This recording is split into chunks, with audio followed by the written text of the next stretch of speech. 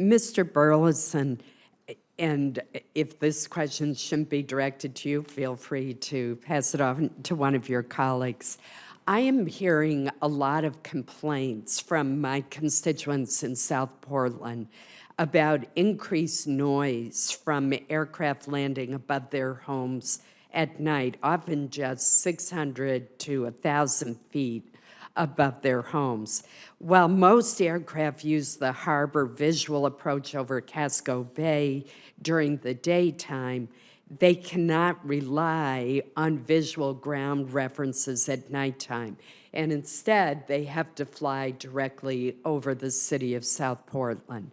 The Portland Jetport has submitted to the FAA a request for a new required navigational performance, or RNP approach, to provide another option for incoming flights that would approximate the harbor visual route at nighttime. Now, the FAA claims that very few of the aircraft coming into Portland have the proper equipment to be able to use an RNP.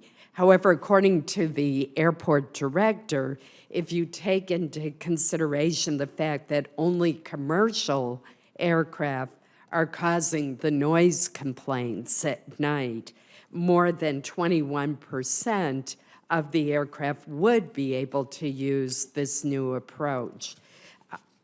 I'm seeking from you a commitment to take a hard look at this and to consider working with the Portland Jetport to get the RNP approach approved as quickly as possible. Or if that's not the right answer, help us come up with the right answer to deal with this noise problem for the residents of South Portland. Senator, I'm glad to make that commitment. Again, I was provided the same information that only about 8% of the aircraft are capable of an RMP approach.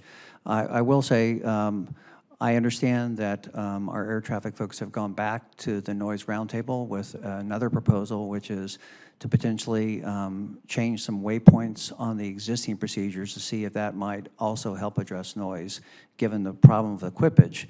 But again, we recognize aircraft noise can be a considerable problem with local communities. We certainly are taking a lot of steps nationally, increasing technology insertion into the fleets, better community roundtables, trying to take advantage of some of the next-gen technologies to reduce noise. So again, we're certainly, I'm glad to commit to work with the roundtable to see what might be possible.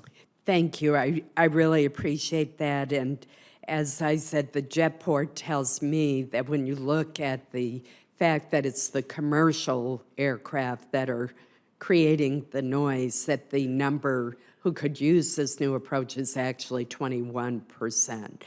So that could make a significant difference. But you have a lot of expertise in this area, and I very much appreciate your commitment to work with the community and with the Jetport.